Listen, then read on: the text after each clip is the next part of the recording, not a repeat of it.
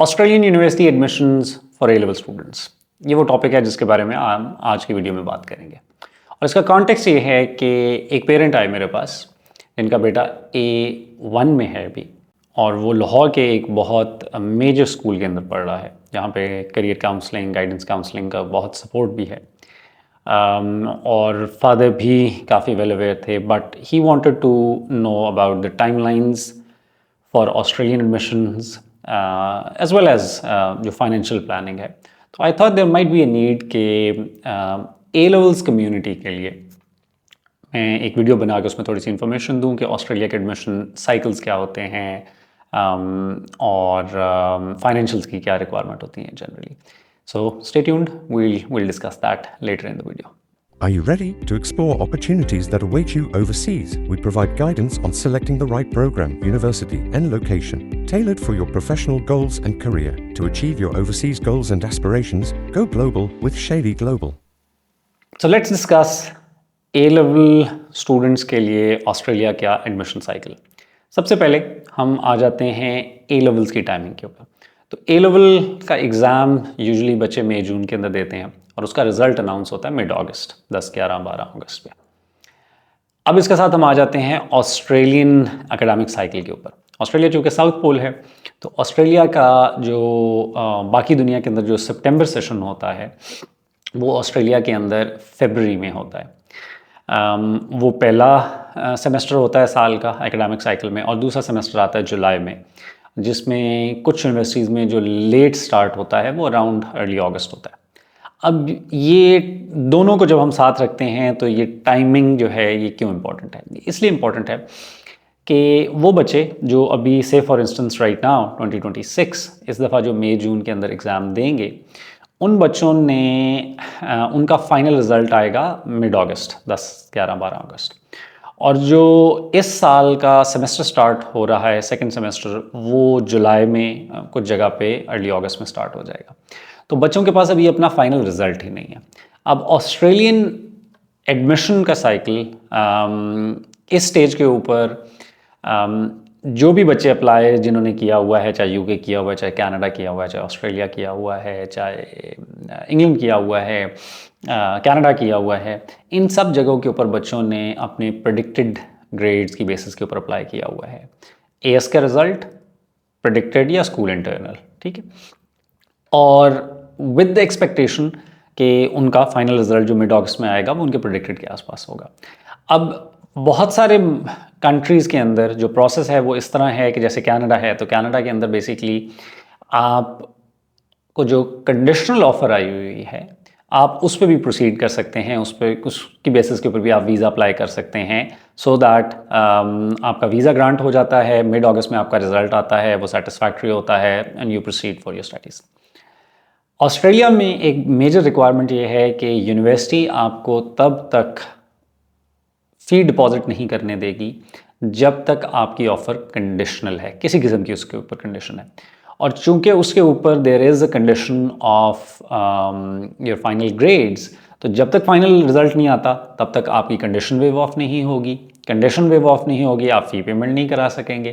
फ़ी में पेमेंट नहीं करा सकेंगे, आपको COE नहीं इशू होगा, कन्फर्मेशन ऑफ एनरोलमेंट, जिसकी बेस के ऊपर आपने वीज़ा अप्लाई करना है।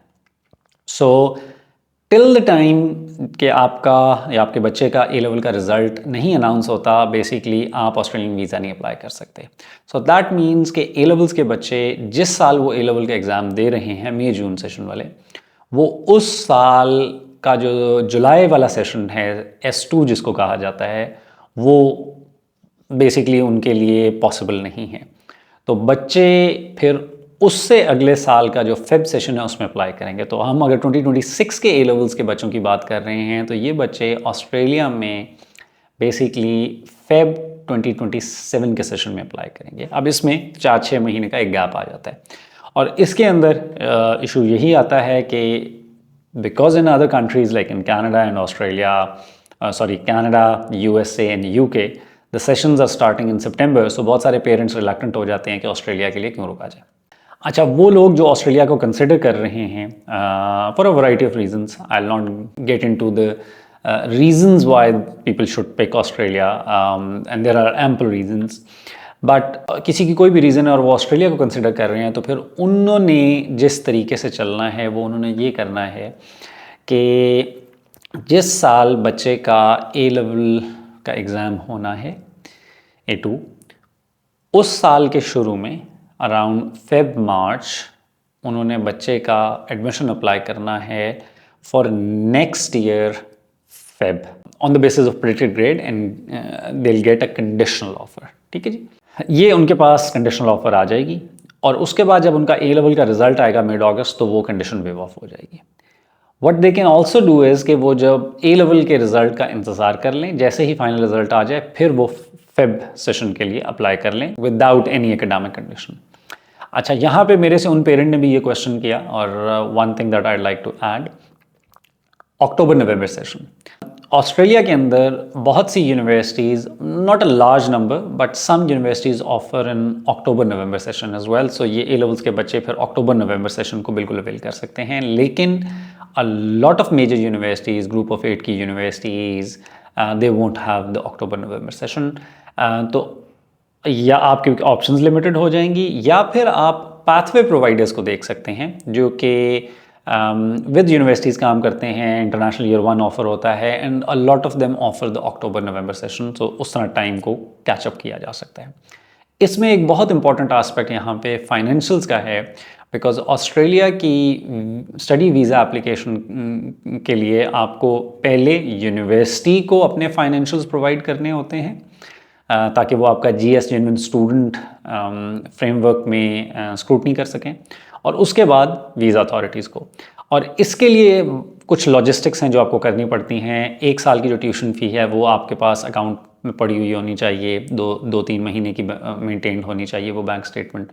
उसके साथ साथ आपको monthly proof of income, Pakistan से अगर कोई स्टूडेंट अप्लाई कर रहा है तो अराउंड 9 मिलियन की एनुअल इनकम स्पॉन्सर की शो होनी चाहिए बैंकिंग ट्रांजैक्शंस के थ्रू, आइडियली टैक्स रिटर्न के थ्रू। और अनफॉर्चुनेटली प्रॉब्लम ये होता है कि स्टूडेंट्स इसकी प्लानिंग नहीं करते, या उनके पेरेंट्स को नहीं पता होता, वो भी इसकी प्लानिंग नहीं करते। एडमिशन अगर हो भी जाता है ऑस्ट्रेलिया में तो by the time that they want to proceed further उनके पास इतना टाइम नहीं रह गया होता कि इन सारी चीज़ों को मैनेज कर लें। So ideally speaking parents and students A levels वाले वो ऑस्ट्रेलिया के जिस भी सेशन को टारगेट कर रहे हैं उससे at least 4 to 6 months prior to that they need to start working on structuring or bringing their financials into the right shape. And this is where, counselors and consultants who specialize in Australia can always help. So this is something that I wanted to share with you, the timelines and the financial preparedness for Australian admissions for students of A-levels background. My company, Shaily Global, we are a specialist in Australia, other destinations as well, but Australia, I've myself studied in Australia, और बहुत सारी Australian universities को हम represent भी करते हैं। So if you or your child needs help with admission, the planning, which university, which city, admission processing, और फिर उसके बाद visa support as well, do contact my team, do connect with us, book a one-on-one meeting with myself or my counselor, and we'll guide you through the process so that your dream of studying in Australia can become a reality. Take care for now. Bye-bye.